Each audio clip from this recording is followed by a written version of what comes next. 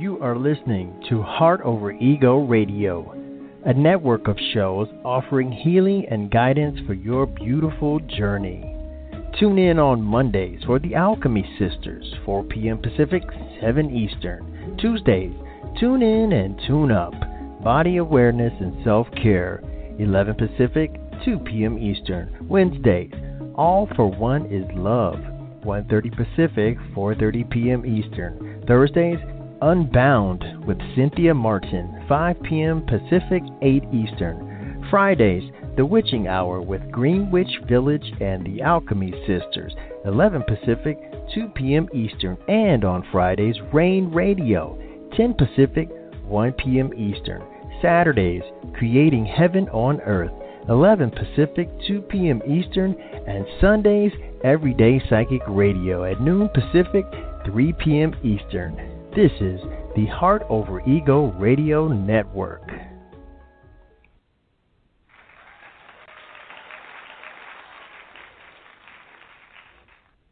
Hello and welcome to Creating Heaven on Earth, ascending from the 3D to the 5D.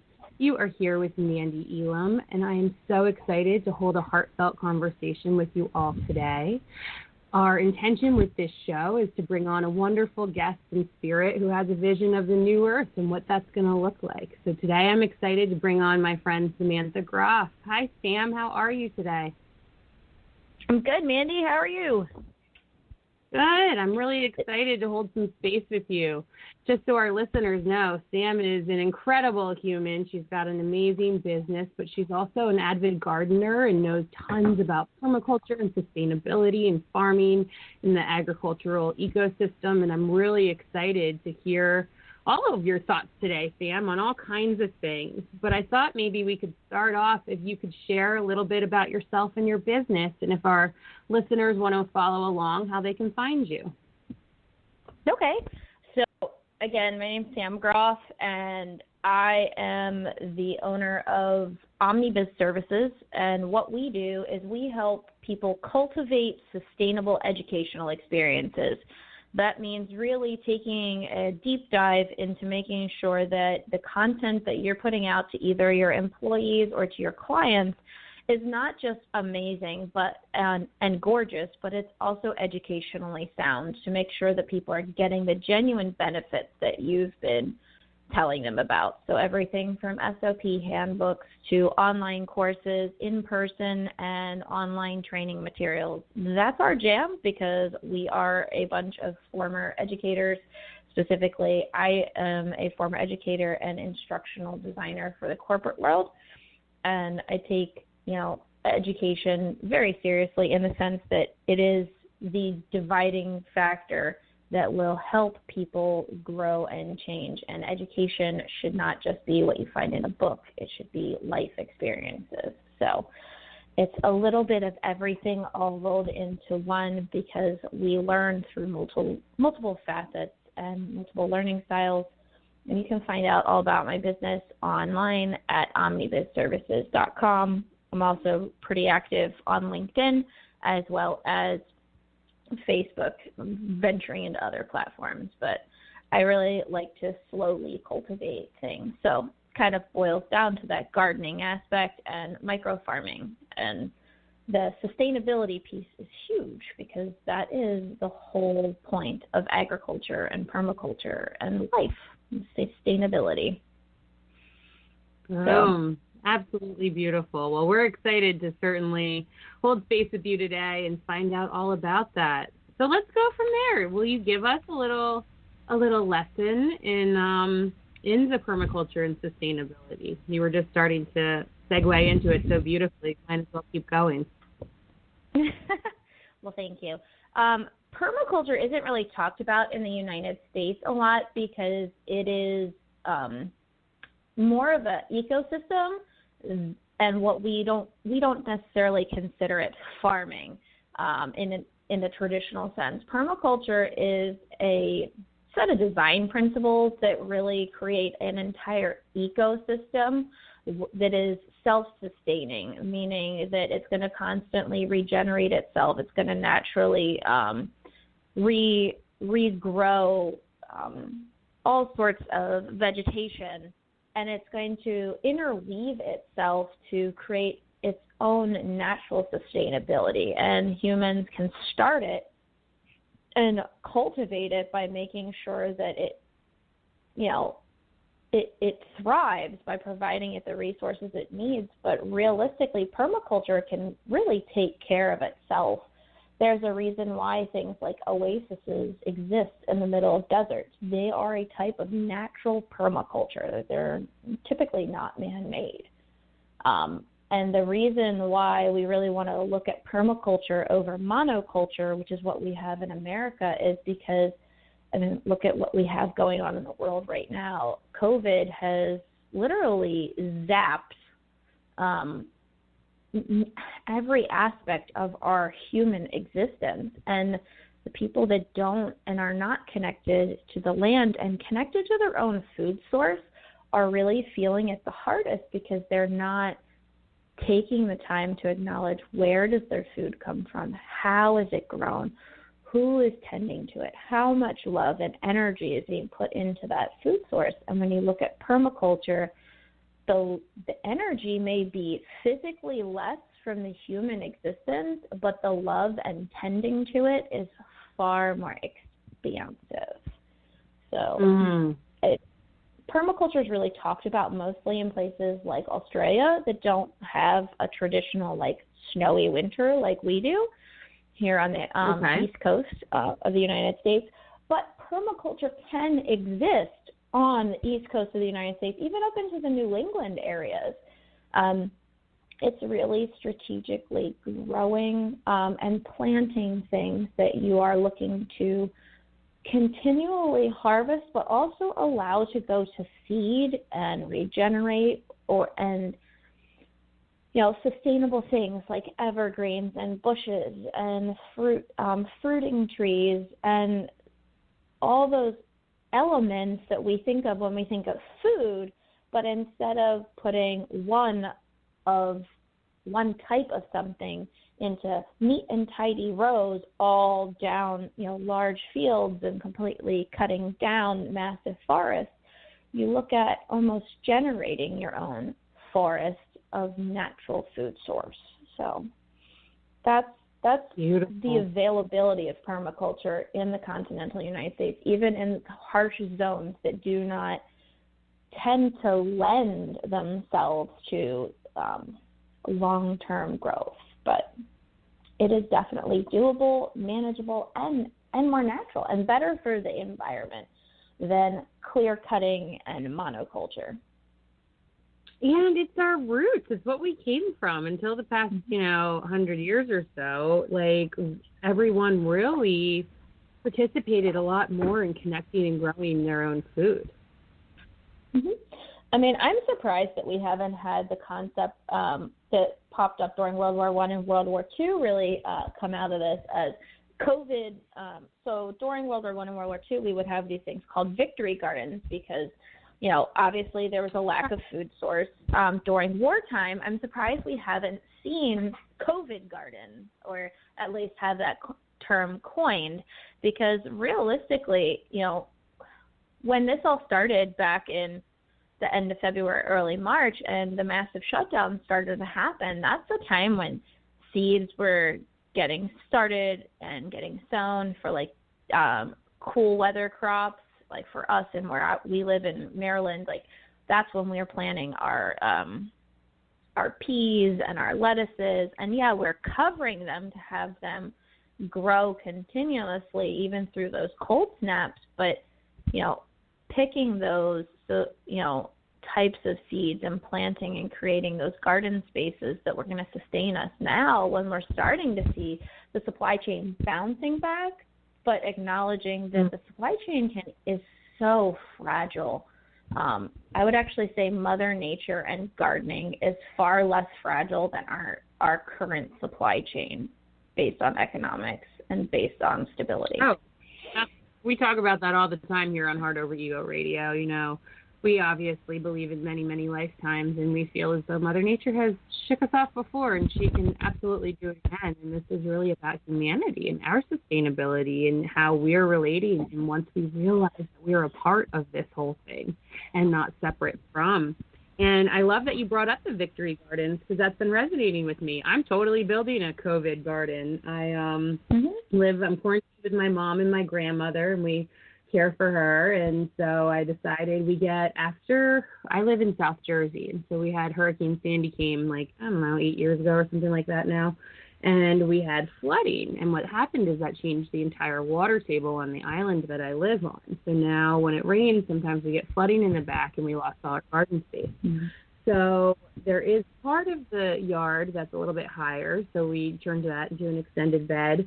And then I've been doing all kinds of smart pots. And so every few weeks, another delivery of smart pots comes, and I go and I get my peat moss and my manure and all my things, and I start mixing it up. And it's been a lot of fun, and I'm excited to see what comes of it. But I figure if there's ever been a time, it's now.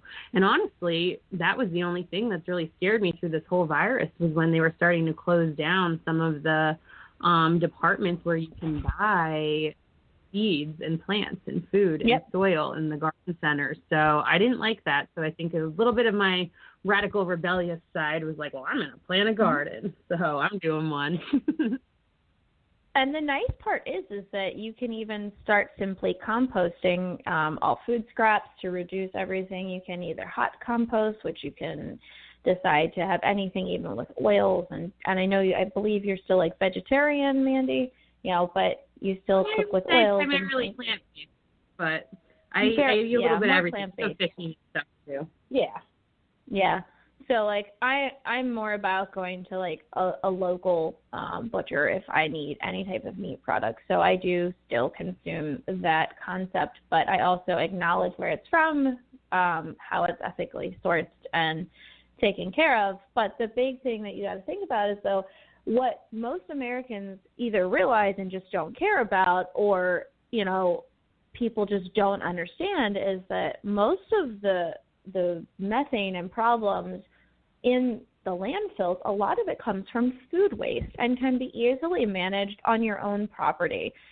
We have backyard chickens because that's what kind of helps take us to that micro farming level, because everything is intertwined. But what we look at is, our chickens consume any of our food waste that can't really go into a composter other than bone matter. And with bone matter, we could do multiple ways of either hot composting or biochar to then expand the concept of really returning everything back to nature instead of putting it into the landfill. But we have multi-stage composting that even lends itself to being able to remove animal waste and things like that. So it really boils down to the concept of permaculture, and the design principles is really taking a look at what you have in your area and what you have available to you. What are the problem spots, but what are also the positive spots, and really amplifying the positive and letting nature really take care of what I would consider, and I put this in air quotes, the negativity. Because like you were saying, in your backyard, you have some sort of low-level flooding that occurs. Well, looking at your area, you could start to say, okay, well, what kind of fruit trees or what kind of nut trees are going to be really advantageous to plant when it comes to, heavy amounts of water. So the trees will naturally soak up the water in a more amplified manner, and then therefore they release chemicals. It's how trees and plants talk to each other through their root systems. They definitely talk to each other. And as you look at your backyard, if you're looking to create a natural sense of shade, or you want a natural sense of long-term food source, that's when you start looking at bushes and trees that can continually deal with being pelted with, every 3 to 6 weeks having, massive flooding, and they can reduce the amount of flooding that you're exposed to, therefore giving you more gardening space, more food sources for other types of things. But that all then ties back into even what I was saying with the composting. So in a traditional permaculture state, like if you wanted to look out in the Middle East, where they've actually practiced regreening the desert. It's a humongous effort, but it is definitely an effort that can and will produce high yield. So it literally means creating what the equivalency of what we would think of as an oasis in the middle of the desert. And regreening the desert is the idea of taking the concepts of permaculture and literally planting things in a manner that will sustain water. So think of the desert, it gets rainy season that comes through, like how you're talking about your flooding in your backyard. Massive rains come in what they would have for their rainy season, and then they lose the water throughout the rest of the season. They have their dry spells. When you start to create a sense of permaculture and you change the landscape slightly, very slightly, in order to sustain the water, and you plant types of trees, like I was talking about, that suck into those water, suck into those nutrients, and you build everything up around the bases of those trees, and you create natural swells that will hold the water and retain the water for longer times, you actually are able to regreen the desert.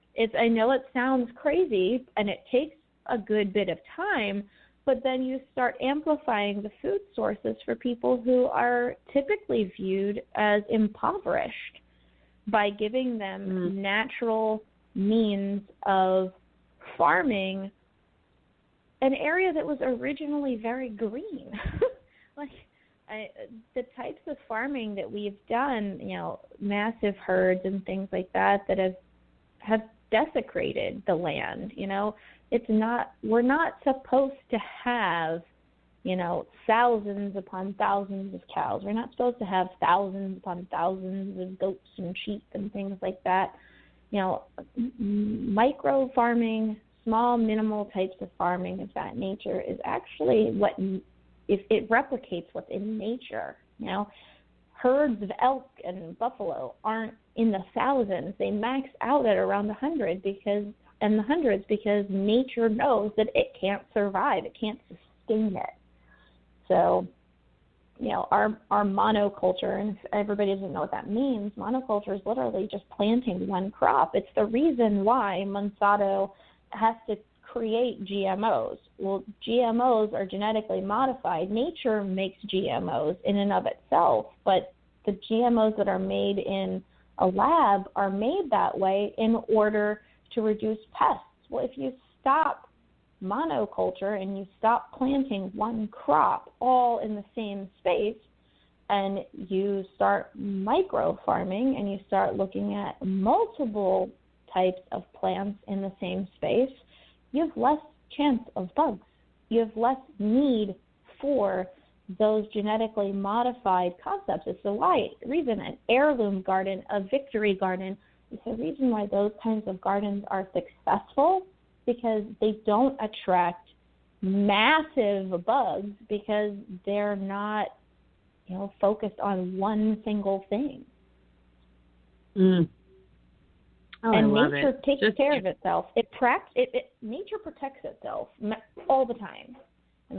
It's just how things work. And if we just figured out we were a part of that, things would be a lot easier. Don't you agree? Yes.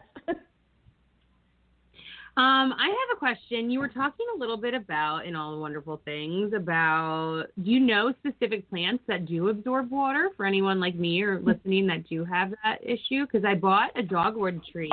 I haven't planted it yet. I'm trying to figure out where I want to plant it because I've seen other dogwoods in backyards around here. So I'm like, they must be able to handle it. But I wasn't sure if you just knew any off the top of your head for some of us flood victims. Well, when you start really look at, water-loving trees and plants. I mean, the first one that always comes to mind to most people, if you think of like Louisiana, hot areas, and like down in the southern United States, is there's a lot of willows, and there's a lot of willows for a reason. It's because they are very naturally water-loving trees. But I mean, everything from like a pear tree to various types of maple trees that thrive on a plethora amount of water. I mean, realistically, you could plant like 2 or 3 maple trees and you got your own syrup foundation. You know, It's as crazy as that sounds, especially if you have a lot of water, you know, in that area that you're constantly dealing with. And honestly, you just really need to look at what's indigenous to your area. So in Maryland, a big thing that, you know, kind of went out and was kind of decimated when a lot of the homes and stuff started getting put in are the pawpaw tree. And that is not a common tree that most people think of, but it also does well in this area, and we get coastal flooding and things like that. So it's not unheard of for them to be able to survive, you know, root rot and things like that. And they create a fruit that is like the consistency and smell of a banana, but looks kind of like what I would think of as a mango. I know it sounds weird, but like, you know, but that's awesome. The kind of thing you really just want to look at, like what lives in your climate, what lives in your area, instead of trying to, I'm going to be honest, I definitely appreciate some avocados and, you know, oranges from around the world and things like that. But when you start really looking at where you live, what works well where you live, and actually renativing a lot of, you know, the area, we actually would have better chance of having more food and more sustainability to recognize, you know, what grows where we live. Why have we tried to live on a food source that's not necessarily indigenous to where we live? I mean, granted, I'll tell you, I love me some avocados, but I can't grow an avocado tree in Maryland unless I live in a greenhouse. Right. Exactly. So, you know, and this is all really important because, you know, we deserve to live where we want to, but we also, I think, as we ascend into this new chapter of humanity, I think it's important, like you said, to really honor the land that we come from, you know, and or where we're living at that time. And many people connect spiritually and have learned ancestors and different things. And though it's harder to find, the information is really there. And it's a process of going back in time a little bit in order to create balance. Definitely. I mean, and that's the thing, like you can start to even do something as simple as, you know, you were talking at the beginning of this that, you know, you were worried when people were saying that, you know, you can't buy seeds, you can't buy soil and things like that. When you start to compost on your own property, you're creating your own natural soil. You're working with Mother Nature and not against her. And then when you start looking around at other people in your local community, and I know that you have a very heart-centered community, really creating at the end of every season like a seed sharing concept. Instead of having to go out and buy new seeds at the end of every season, really like talk to the people that are involved in your community in the growing season. Talk to people who like to garden in their backyard and really acquire a diversity of seeds for your next year's cycle instead of saying I'm going to have to rely on Burpee or Monsanto or whatever, you know, organic attempting, you know, concept that you're going to purchase at like a Home Depot or a Lowe's or even a Tractor Supply, which I happen to love. But, you know, the idea is if you create a seed sharing group amongst yourselves, you know, now you're diversifying it. Now you're creating those natural GMOs by cross-pollinating and by helping the bees and helping all the natural pollinators by bringing in different varieties. And it also reduces pests. When you have multiple varieties of things, it reduces the need for pesticides. And I don't even use pesticides on my property at all. So, I mean, it's a thing. Okay. We even eat the weeds. We even eat our weeds. That's awesome. Well, like dandelion is one of the most, like, nutrient-dense weeds, quote-unquote, there is, right? So it's good to do that. And I was wondering, too, I remember learning when, my first awareness started really coming around all this like a decade ago when Food Incorporated came out, Food Inc. by Michael Moore. And they talked a lot about the seeds and, not seed sharing or saving seeds. Do you know if that's something that is being discouraged still, or if people are more welcome to share their seeds at this time? I think it all depends on who you are and what your community involvement level is. Like where I live, Maryland has a Master Gardener program, and Maryland adamantly talks about sharing seeds, locally. Now, you're not going to find that with farmers. Like massive monoculture farmers are really usually anti that because they haven't seen success economically from things like I'm discussing, because they're looking for the largest bang for the buck, because they're looking at large scale production. So they're having to buy, large equipment. They're having the sweat equity is so much more. They're hiring in migrant workers, and those people are amazing. Like one of our local farms here is Harmon's, and it is the most amazing little family run farm, and all the migrant workers are people that have come back year after year. They're family. They've become part of that family's family. And, even now, like that farm, with everything that has happened with COVID and stuff, is getting hit hard. And because of, people fight what they don't know and they don't understand. And we can see a lot of the anxiety that sprung up around COVID and how it is bringing out the best and worst in people. And Harmon's does such a great job of really supporting its community, helping its community, acknowledging like different types of things. They tried different types of organically sourced kinds of ways of mitigating pests. But again, they're a large-scale farm. They have to be able to pay their people.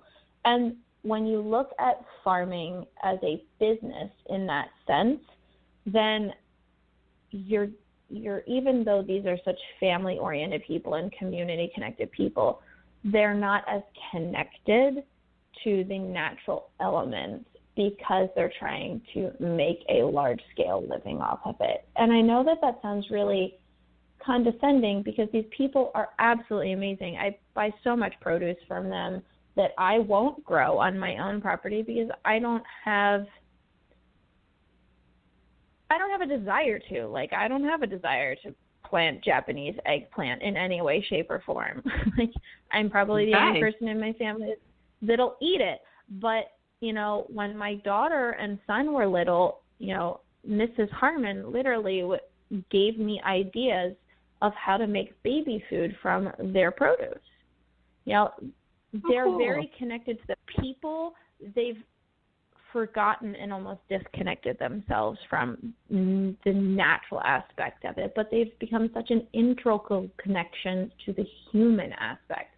And if we can combine both of those pieces in things like permaculture, instead of calling it farming, and we start recognizing it as culture and permanent culture, permanent natural culture, it kind of ties back into that natural community and natural cultural connectedness that, those farmers want so desperately, and they have within that community.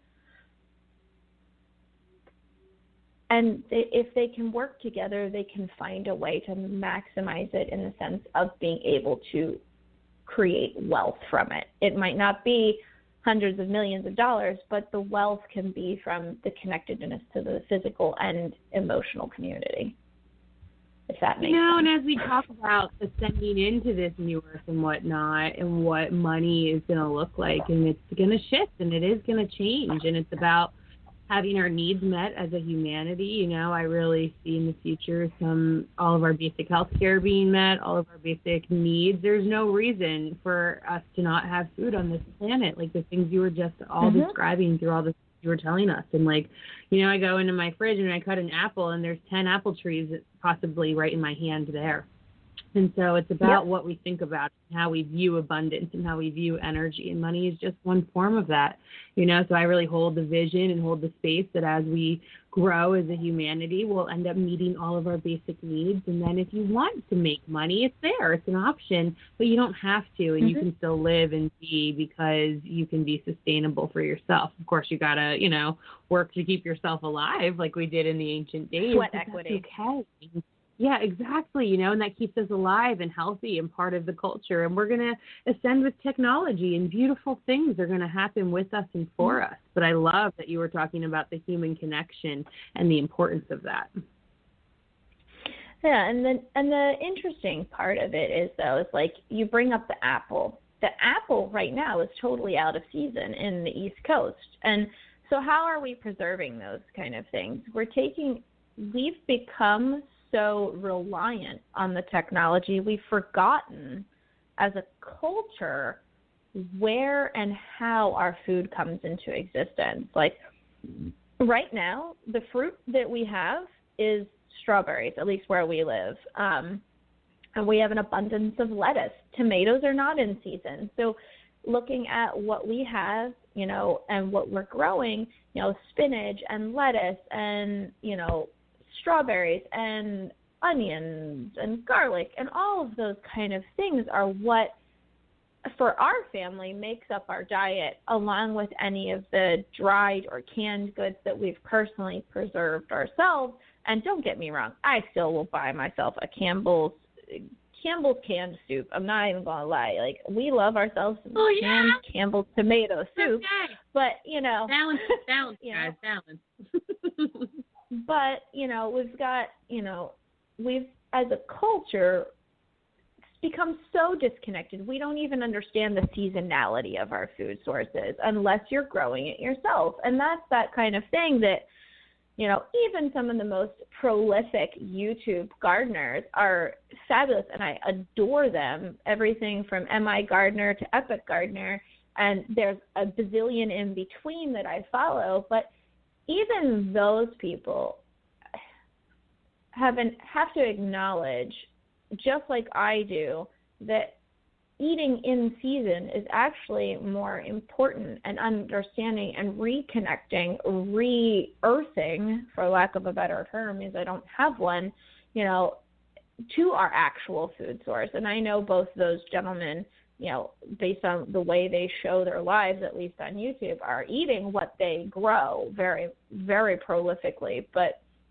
reminding the culture that if we eat what we grow and we eat within season, we have more than abundance. Like my backyard garden, you know, I planted, you know, a couple seeds of spinach and char and Swiss char and, you know, different types of lettuces. And I have more lettuce and more greens than my family can consume. And because I've learned how to continuously pick instead of cutting off a head of lettuce, which is what we all seem to think is what is, you know, the best way of doing it. And you can have the same plant constantly regrowing food for you by creating a smaller amount. Like I have in my backyard, I have, you know, maybe 10 or 12 plants total, but I'm getting more than abundant amount of food that I'm able to like share on a regular weekly basis with my neighbors, with my friends, all of this food source, and still put food on the table for my own family, because I'm able to look at it and say, okay, well, the plant's going to keep regrowing leaves if I don't cut the entire head off, but I only cut off what I need from the outside of the plant, honoring the plant and that the plant is an entity that grows. And, you know, that's where I personally, I can go on a tangent about the differentiation of saying that it, you know, veganism versus, you know, eating an animal is the whole thing. But, you know, the idea is honoring the plant. Yeah, it's a personal choice. Exactly. You know, and that's what it comes down to, is starting to connect, and knowing that we're all spiritually a part of this too. And when you actually connect with that plant and you thank it, like every single meal, whether I'm, eating plant-based or eating, some meat or something, because every now and then I crave it and I honor it, but it's about your intention. And if you sit down and even like, especially on the days, like sometimes like we don't really want to eat a salad because we want something else that's, processed or has some sort of chemical craving or this or that, that's like the best time to reconnect. And you sit down and you say, thank you so much, salad. Like, thank you for growing your whole life, your whole incarnation in this lifetime, just to feed and nourish me for one meal. Like, that's really powerful. And we've lost that connection. And it's something our elders in many, many regions and cultures and countries and tribes have taught us, but it's been lost upon in the past, few hundred years here with mass production of things. And you know what? I just hold a lot of space for people because people want to do good, but they just weren't taught to. So the more we can teach and educate about all of this, the more hope that we have as a humanity. And the crazy part is Mandee, millennials get such a bad rap. I'm technically a millennial, and I think you are too. The 85. What's that? Yeah, you're definitely one. I'm right at the cusp. I'm 82. We are technically millennials, but we get such a bad rap. But the reality is that we actually more connect with two generations removed from us. At least for me and most of the people that I'm very deeply connected with, is that we connect more with our grandparents' generation and the generation before that, which would have been our great-grandparents, and have acknowledged that culture, the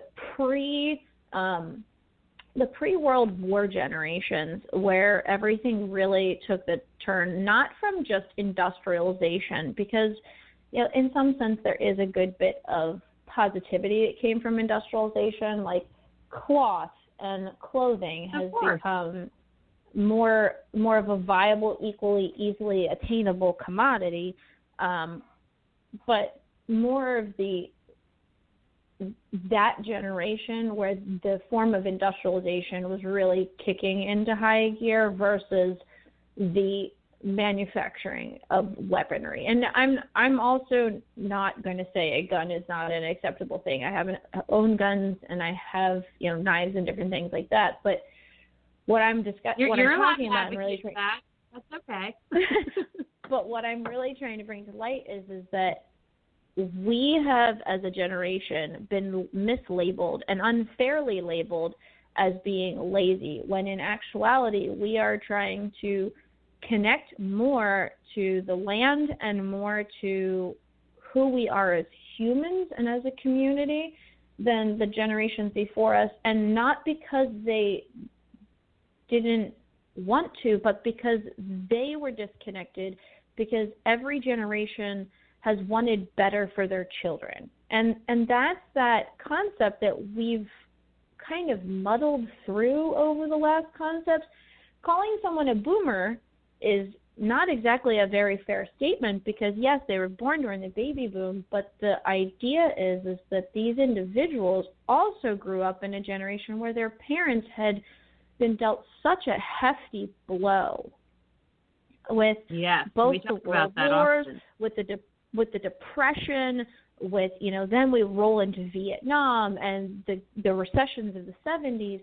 All of their parents and grandparents wanted better for them. And in wanting better for your children, sometimes we try to make it too easy, and we disassociate from the work, the physical labor that makes your body sweat, but that physical labor is a form of meditation and connectedness to so many things, that boomer generation has actually tried so hard to make every generation after it be better off, but has actually done it a disservice.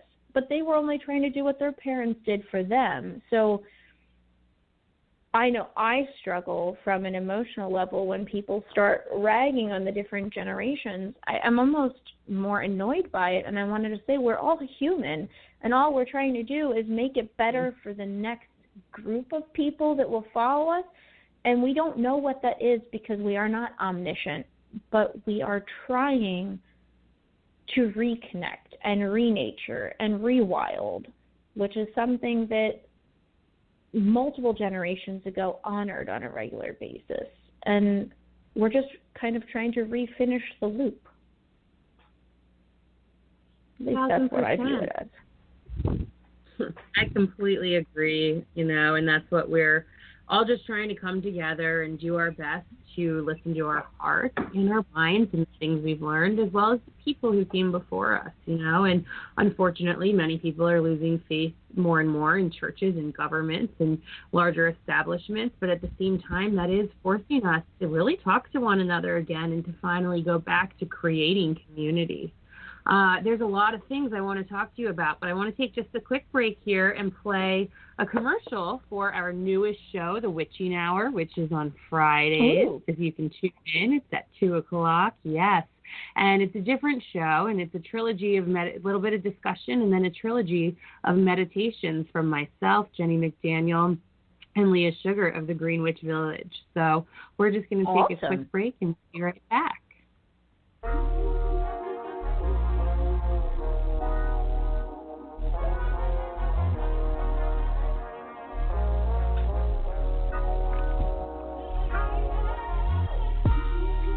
Welcome to the Witching Hour, where you're invited to tune in and drop out. Join us and settle in as you're guided through a trilogy of healing journeys to awaken, connect, and inspire. This is the Witching Hour.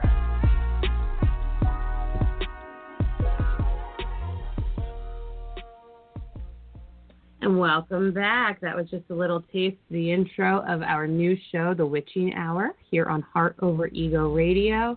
If it's your first time listening in, we love to build our community, and we'd appreciate it if you'd like or subscribe to us. You can find us on Facebook and Instagram under Heart Over Ego Radio.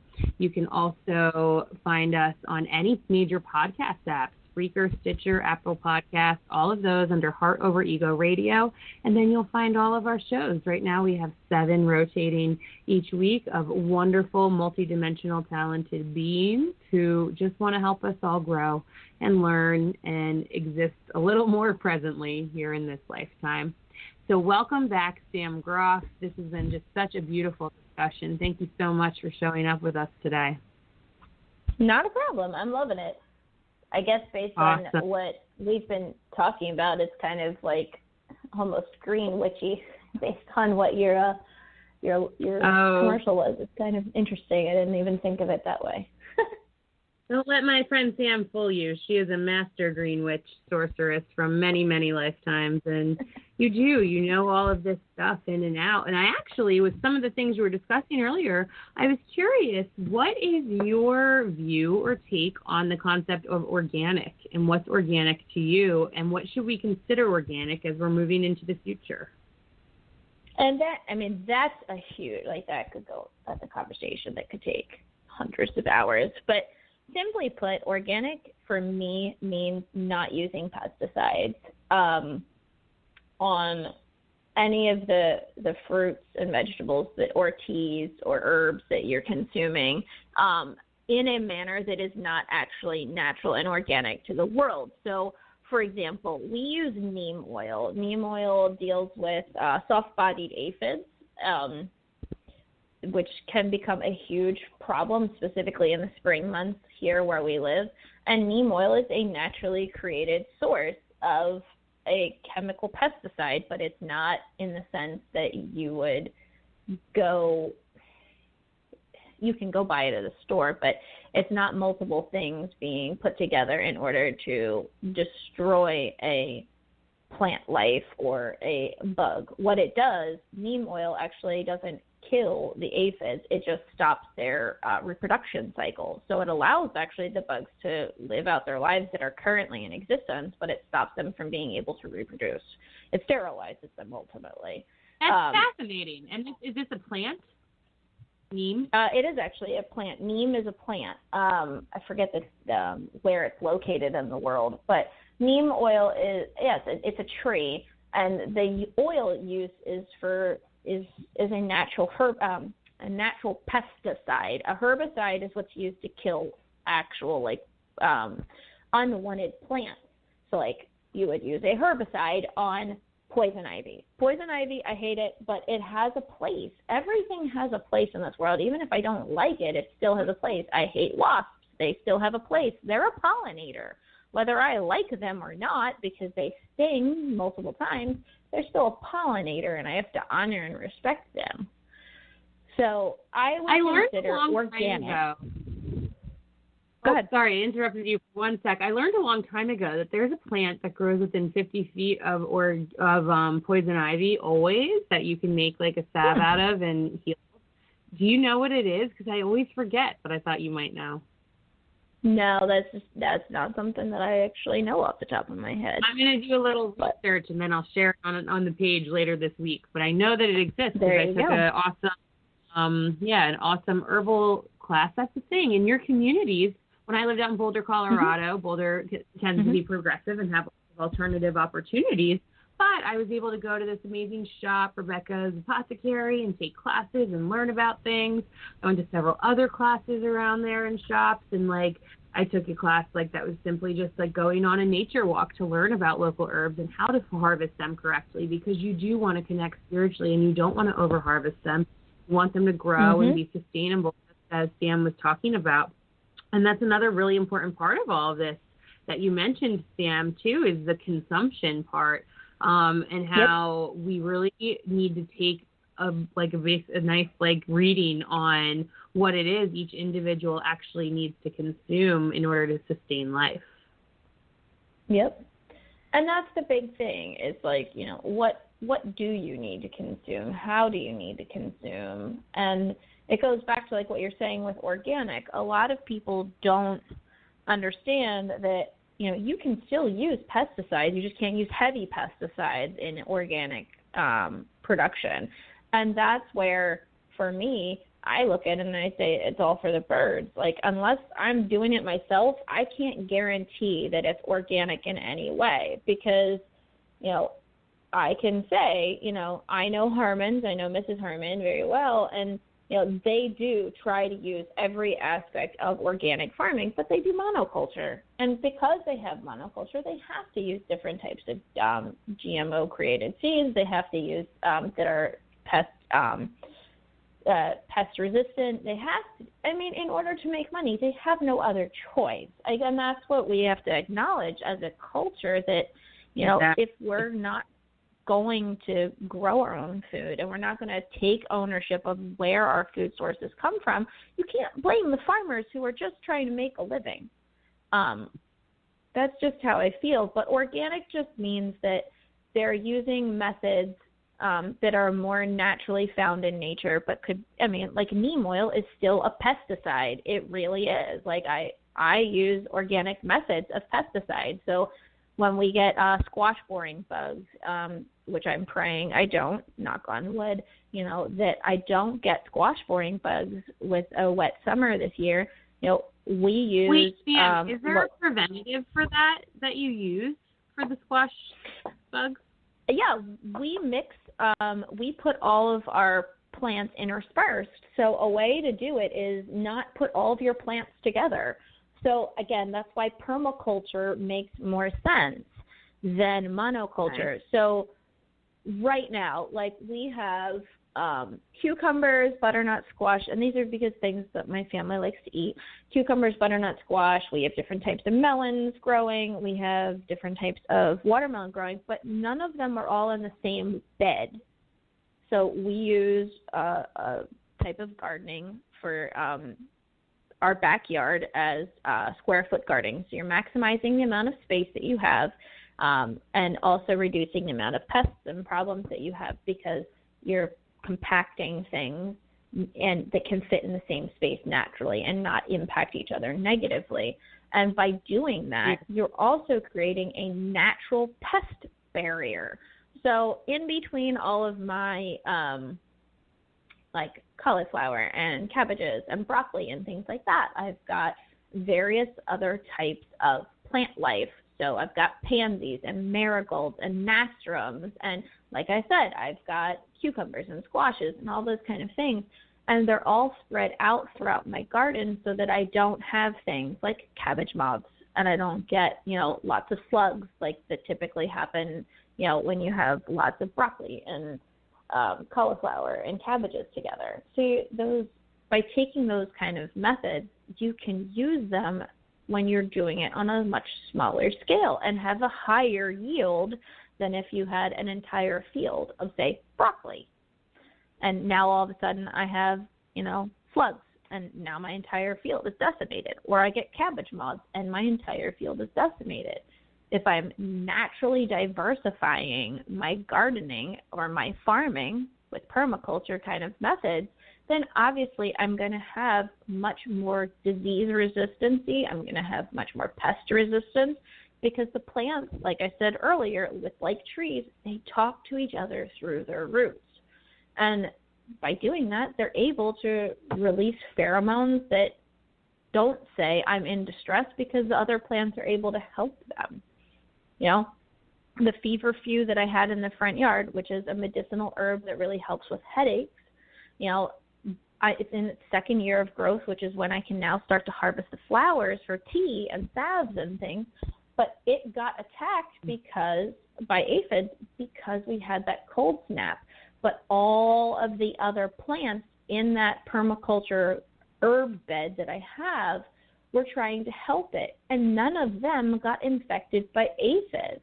They were sending it natural energy, love, and trying to help it. But the feverfew was the weakest of all of the plants. So it naturally got attacked by the aphids, but was able to be controlled, because that's where the human interaction comes from. I've had my sage go to seed, which is the first time it's flowered and gone to seed in 2 years. That doesn't happen often, but because of the frost and because it wants to live longer life and it was helping the other plants in the garden stay strong, it went to flower sooner than it ever would normally. And then that means it will drop seeds, hence permaculture, and that garden will grow and provide so many herbs for teas and food and flavor for my family and my community, because I'm okay with not having a perfectly pruned back bush or a perfectly organized garden, because I've created a permaculture system. I've cultivated growth that can withstand winters. Like, these plants literally support each other through the winter. And I don't have to do anything. I don't have to go and cover them with anything. I don't have to protect them from things. I just have to honor their existence and how they work together as an ecosystem. Absolutely. It's just beautiful. Sam, is there anywhere, do you share your pictures of your garden on Omni Business? Like, can people follow your gardening journey, or do you still do your parenting blog? I do not do the parenting blog anymore, mainly just because it became too many different things. I started a YouTube channel. We all harvest and grow and bloom new things. Yep. So I started a YouTube channel, and on there is a video category called Gardening with Kids. And I started it really at the beginning of all this COVID nonsense. And the reason why is because I started to recognize that a lot of people in our age who, again, and I hate to use terms, but it's stereotypes, but it's going to make it make more sense, that were raised by boomers that really focused on manufacturing goods and did not have access to grandparents that lived through the Depression and lived through World War I and World War II.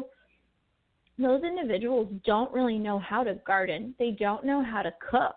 They don't know how to, rewild themselves or reconnect with any of their food source.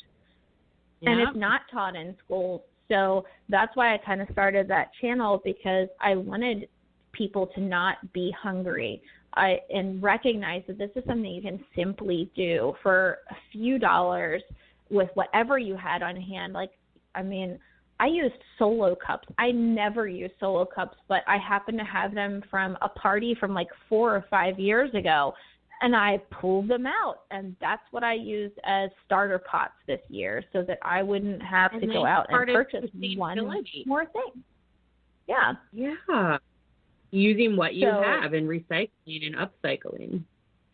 Yep, and that's the thing. Like, so I do use my Omnibiz YouTube channel for that, and I definitely plan on growing that more, because at the end of the day, that what I do is so connected with my garden to even teaching, and I know I could go on a tangent, but I won't, especially with COVID and everything going on right now, and what I do for a living anyway. Gardening is very simply like education. You don't see the results immediately, and you can with some extent, like when you do rote memorization for certain things, like when your children are learning the alphabet and they're learning basic math skills and basic reading skills, you see those building blocks foundationalized quickly. But analysis and long-term learning and connecting to learning takes time, like agriculture. And I don't see that in the current system that we have. And I'm not an advocate really for homeschooling, but it is something with COVID that I've even actually started to question for my own family. You know, I was a public educator. I do believe in the system of trying to support a basic equality of learning for everyone. But if our system is still so focused on factory style, cranking out non-thinkers and cranking out individuals that are going to barely be able to get through the basics because we're trying to make it look pretty and make it look flashy instead of remembering that we're human and we all learn so differently and we learn so interdependently. And we need the human, but we also need that physical connection too. Go ahead. Yeah, and I feel like it's a disservice. Like, I feel like school should be a community, absolutely, you know, and we should have elders and different people we learn from. But at the same time, when we're doing everything so standard and so, you know, militant in ways, you don't grow people's natural skills. And it's really important to, as you're connecting, you know, with different things right now for all of our listeners out there to see, you know, what it is you are connecting with and what does come natural to you. Sam was sharing with me a little while ago that, you know, you see that within children, that a lot of them gravitate naturally towards certain things, and you agree that it should be fostered within them. Yeah, like my son's a perfect example. I do not remember ever explaining to him, like, the breakdown of, you know, what a flower, like, all the parts of a flower are. And I mean, like, very in-depth, like, the part of, I believe it's, like, the stamen and pestle and all that kind of stuff. I don't remember ever teaching my son any of that material.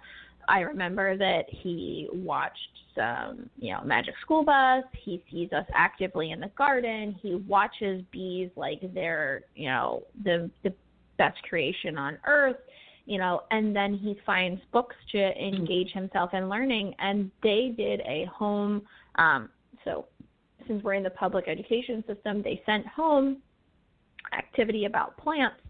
And my son, who's only 7, was like, this is this, this is this, this is this. And he went into far more depth and detail of an explanation of different types of root systems, the pestle, the stamen, and it was above the level that I would believe a 7-year-old would even understand, because he was curious and he learned it and he brought it to the table and he interacted with the world. And because he's been allowed to, and I haven't boxed him in the sense that I'm saying, okay, you can't go dig a mud hole and you can't just go plant a seed and see what happens. I have a random pumpkin growing right next to my compost bin because he found a pumpkin seed and he planted it. And because of all the liquid that comes out of the compost bin, that's some of the richest soil that we have in the whole entire yard. It's growing prolifically, and he's watching it. He's keeping our chickens away from it. He's nurturing it and protecting it. And by doing those things, my son is learning way more skills than, you know, I could even begin to teach him as a classroom teacher. Like, he's getting out the ruler. He's measuring his growth. He's doing these things interdependently because, and he's showing his family. He's showing us. He's showing his sister. He's, like, making, you know, all these decisions. It's so beautiful. I'm sorry to cut you off, Sam, but we only have about 30 seconds. And I was wondering if you could share that's okay, if you could share your website one more time for everyone who's listening here on Heart Over Ego Radio. Okay, so it's omnibusservices.com, so OMNIBIZ services.com. You can find me on YouTube, LinkedIn, and Facebook. They're the 3 platforms I really do frequent. So I'd love to follow you or talk to anybody else there. Thank you so much for joining us and sharing your light and your wisdom. And we are so excited for growth and what that is going to look like here on the new earth. And thank you to all of our listeners for tuning in here on Heart Over Ego Radio. Like us, subscribe to us, find us. We're on all major podcast apps, Facebook and Instagram under Heart Over Ego Radio. Have a wonderful afternoon. Cool.